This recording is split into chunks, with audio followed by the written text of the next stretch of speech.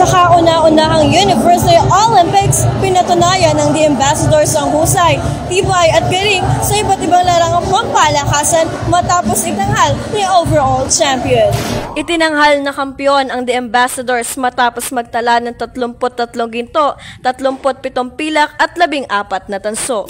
Di rin naman nagpahuli ang The Enforcers kung saan sila ay humakot ng 27 ginto, 30 pilak at 7 tanso na dahilan upang makamit ang unang pwesto. Sa gitna ng mainit na laban at tensyon, pinakita rin ng The Analyst ang kanilang pagsisikap upang umani ng 17 ginto, 5 pilak at 19 na tanso.